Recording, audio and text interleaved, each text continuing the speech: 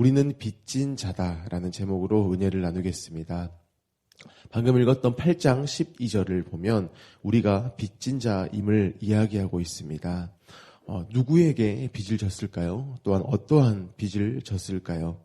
하나님에게 빚을 졌습니다. 그리고 우리가 진 빚은 예수님의 목숨이라는 빚입니다. 이처럼 성경에서는 우리가 빚진 자라고 이야기를 하고 있는데, 이처럼 예수님으로 인한 구원, 그것을 빚진 것이라고 말하고 있다는 것입니다. 그 이유가 있습니다. 왜냐하면 우리가 받은 구원, 그것은 어떠한 개념이나 어떠한 관념이나 이러한 것이 아니고요, 실제의 사건이라는 의미입니다.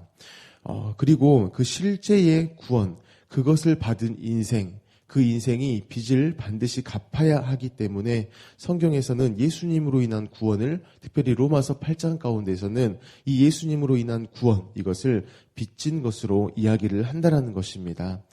그렇다면 하나님께서는 왜 우리의 빚을 갚아주셨을까요? 너무나 잘 아는 요한복음 3장 16절 이렇게 말씀합니다. 하나님이 세상을 이처럼 사랑하사 독생자를 주셨으니 이는 그를 믿는 자마다 멸망하지 않고 영생을 얻게 하려 하심이라 라고 말씀합니다.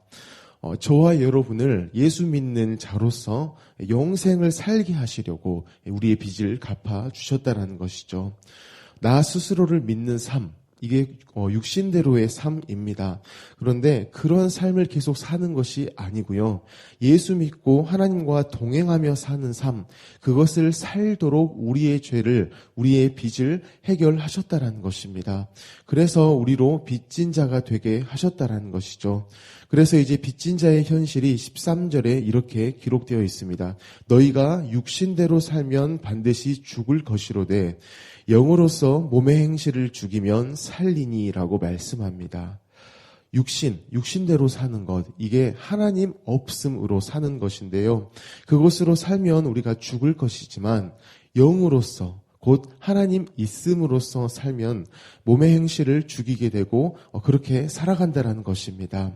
이 13절의 말씀, 이 부분을 오늘 누가복음 15장을 통해서 한번 살펴보려고 합니다. 육신대로 살면 반드시 죽을 것이다 라는 말씀을 누가복음 15장을 통해 우리가 이렇게 이해하면 좀 더 바르게, 편하게 이렇게 이해할 수가 있습니다. 누가복음 15장에 탕자의 비유가 나옵니다. 탕자는 아버지의 집에서 자녀로서의 삶, 그것을요 스스로 버렸습니다. 아직 아버지가 살아계심에도 불구하고 아버지에게 유산을 달라고 하여서 아버지를 버리고 떠난 자입니다. 그로 말미암아서 아버지 있음의 현실을 살다가 이제는 그 스스로의 인생, 아버지 없음의 인생을 그가 결정하고 그대로 살았다라는 것이죠. 그 현실을 누가복음에서 이렇게 기록합니다. 누가복음 15장 14절입니다. 다 없앤 후 그 나라에 크게 흉년이 들어 그가 비로소 궁핍한지라 가서 그 나라 백성 중 한 사람에게 붙어 사니 그가 그를 들러 보내어 돼지를 치게 하였는데 그가 돼지 먹는 쥐염 열매로 배를 채우고자 하되 주는 자가 없는지라 이에 스스로 돌이켜 이르되 내 아버지에게는 양식이 풍족한 품꾼이 얼마나 많은가 나는 여기서 주려 죽는구나라고 이야기합니다. 방금 읽었던 본문에 보면 밥을 굽는 모습, 어쩌면은 또한 추위에 떨고 있는 모습, 이러한 우리의 어떤 생존권, 이러한 부분들을 볼 수 있습니다. 그와 관련된 현실, 이게 아버지 없음의 현실이기도 하지만 이 본문을 통해 좀 더 우리가 이해해야 할 현실이 있습니다. 그것이 무엇이냐면 아버지 없음, 그 스스로 아버지 없음의 인생을 사는 사람은 인과응보에 따른 삶을 살아가는 것, 그것을 지금 본문이 이야기하는 것입니다. 누가복음 15장 14절을 제가 바른 성경으로 한번 읽겠습니다. 그가 모든 것을 탕진해 버렸을 때에 그 지방에 큰 흉년이 들어 그가 궁핍해지기 시작하니라고 이야기합니다. 탕자가 처한 상황을 보게 되면 흉년입니다. 그런데 이 상황에서 탕자는 돼지밥으로 배를 채우고자 합니다. 하지만 그것조차도 주는 자가 없는 그러한 비참함을 맛봤다는 것이죠. 흉년이라는 그 상황 가운데 있는데요. 그때 그가 재산을 탕진한 그 원인이 있고요. 그에 따라서 굶주리는 그러한 비참함의 결과가 따라왔다라는 것입니다. 그것을 고스란히 경험하는 그런 현실, 그게 탕자의 삶이었다라는 것이죠. 이것이 바로 육신에게 져서 육신대로 사는 그 인생을 이야기합니다. 바로 옛 사람의 일상인 것이죠. 내 인생을 책임져 주시는 아버지가 없기 때문에 원인에 따른 그러한 어떠한 결과, 이것만을 맛보는 인생을 산다라는 것입니다. 하지만 영으로서 사는 사람, 그 사람은 분명 다른 일상을 살아갑니다. 18절부터 이야기합니다. 내가 일어나 아버지께 가서 이르기를 아버지 내가 하늘과 아버지께 죄를 지었사오니 지금부터는 아버지의 아들이라 일컬음을 감당하지 못하겠나이다. 나를 품꾼의 하나로 보소서 하리라 하고 이에 일어나서 아버지께로 돌아가니라. 아직도 거리가 먼데 아버지가 그를 보고 치근히 여겨 달려가 목을 안고 입을 맞추니 아들이 이르되 아버지 내가 하늘과 아버지께 죄를 지었사오니 지금부터는 아버지의 아들이라 일컬음을 감당하지 못하겠나이다 하나 아버지는 종들에게 이르되 제일 좋은 옷을 내어다가 입히고 손에 가락지를 끼우고 발에 신을 신기라. 그리고 살진 송아지를 끌어다가 잡으라. 우리가 먹고 즐기자라고 말씀합니다. 이 탕자는 분명 죄인입니다. 그가 스스로 18절에 고백했죠. 그러므로 죄의 값을 치러야 하는 게 맞다라는 것입니다. 아버지께 받은 그 재산, 그것을 다시 다 토해내든지 아니면 그 재산만큼의 어떠한 형벌을 받든지 해야만 하는 것이죠. 이게 세상 이치이고요. 육신대로 사는 자의 현실이라는 것입니다. 하지만 아버지께서는 그 탕자를 인과응보로 대하시지 않으셨습니다. 여전히 은혜로 대하신 것을 볼 수 있죠. 자녀가 돌아왔을 때에 너가 이만큼 가져갔으니까 다시 그것을 내게 내놔라라고 하지 않으셨습니다. 그 어떠한 다른 말도 하지 않으시고요. 오히려 아버지께서는 아버지의 둘째에게 내가 바로 네 아버지다. 이것을 여전히 보여주신다는 것이죠. 탕자가 어떠하든지 너는 여전히 내 아들이다. 이것을 보여주셨다는 것입니다. 그렇기 때문에 제가 이 둘째에 대해서 표현을 할 때 그냥 둘째 이렇게 말씀드린 게 아니고 아버지의 둘째라는 표현을 굳이 했습니다. 탕자인 둘째, 자기 자신이 생각하는 둘째, 자기 자신이 생각하는 그 둘째가 아니라는 것이죠. 아버지의 둘째라는 것은 아버지의 어떠함으로 말미암는 둘째를 뜻합니다. 유산을 가져가서 다 허비해 버려도 자녀인 것이죠. 그 어떤 일을 해도 그 어떤 패망할 일을 해도 그 신분, 그 자녀의 신분, 그것이 취소될 수 없는 신분임을 말한다는 것입니다. 그래서 아버지는 아버지의 그 둘째가 돌아오자 달려가서 목을 안고 입을 맞추셨다는 것이죠. 너는 어떠함에도 불구하고 내 자녀다라는 것을 확실하게 표현하셨다는 것입니다. 사랑하는 성도 여러분, 하나님은 언제나 우리의 아버지이십니다. 단 한 번도 그 아버지 되심을 포기하시지 않으셨다는 것이죠. 하지만 우리는 그 아버지를 모른 채 할 때가 많습니다. 육신에게 져서 육신대로 살았다는 것이죠. 하지만 하나님께서는 우리가 때로 그 육신에게 져서 육신대로 사는, 하나님 없음으로 사는, 탕자와 같이 그 유산을 다 가져가서 쓰는 스스로의 고아의 인생을 살아가도요. 하나님께서는 언제나 하나님의 둘째입니다. 언제나 아버지 차원에서 자녀라는 것을 우리에게 말씀하시고 또한 그것을 실제 삶 가운데서 계속 보여주신다는 것이죠. 그것을 우리가 오늘도 듣고 오늘도 살아가는데 그것이 우리에게 증명되었고 그것이 우리에게 능력이 되도록 하나님이 하신 일이 바로 십자가의 예수님의 일이라는 것입니다. 그 십자가가 그것을 증명하고 있다는 것입니다. 그리고 성령께서 실제가 되도록 하셨다는 것이죠.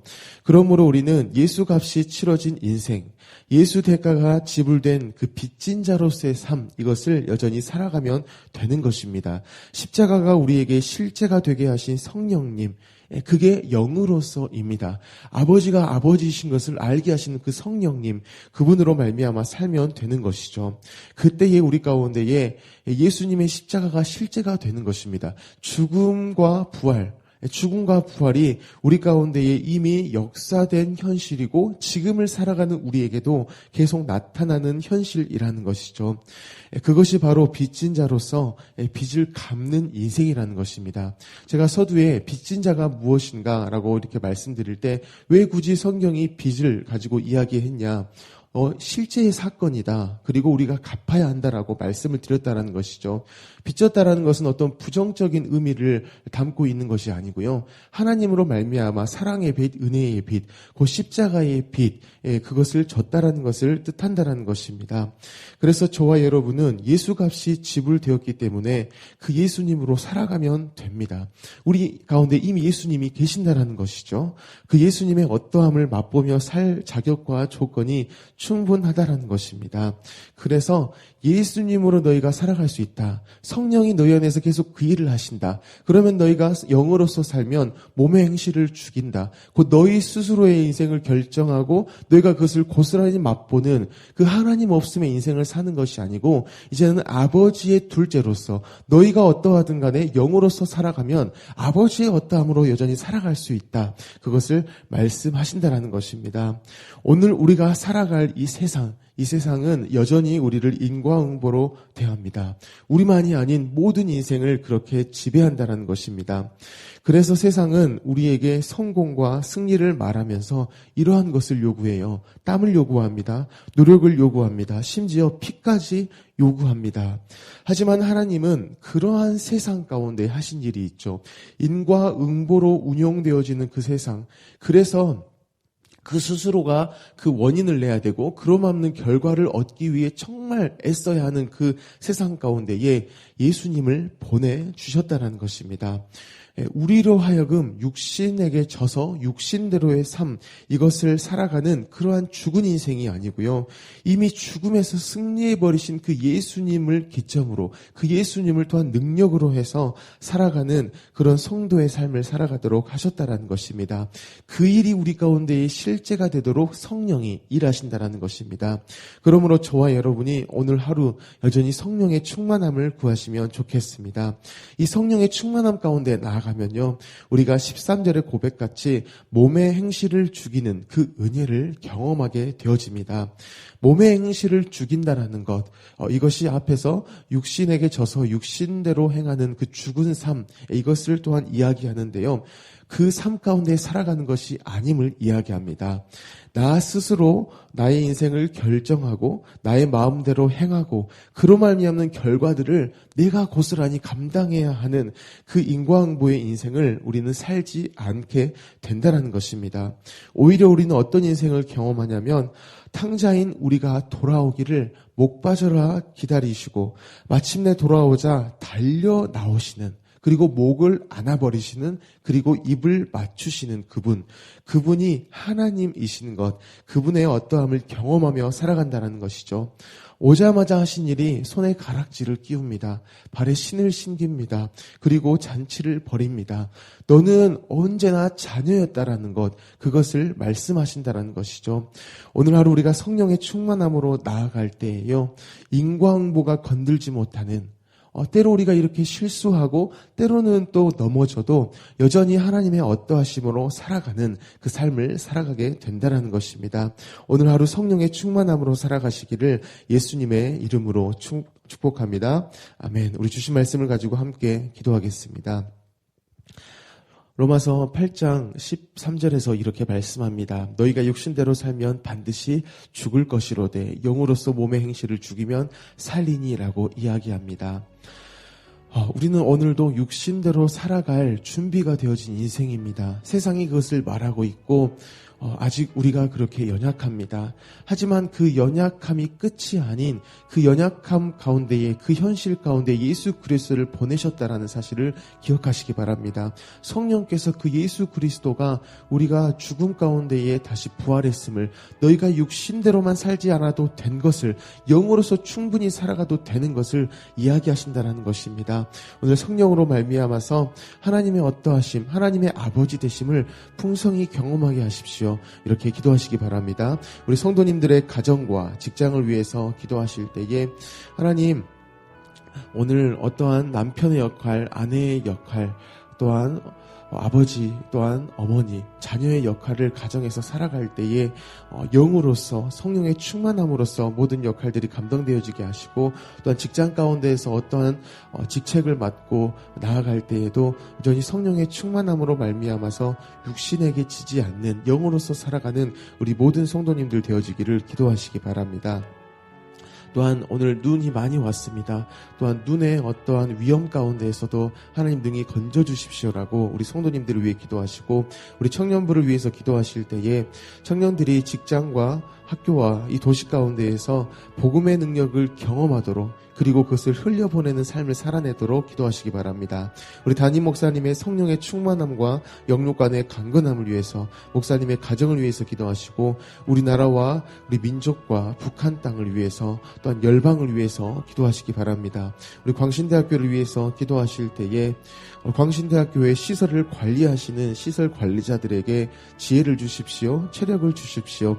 그래서 이 시설이 잘 관리되어지도록 그래서 학생들과 또 많은 교직원들이 이곳 가운데에서 풍성한 하나님의 은혜를 경험하도록 우리 시설 관리자분들을 위해서 기도하시기 바랍니다. 우리 모든 기도 제목을 가지고 함께 기도하겠습니다.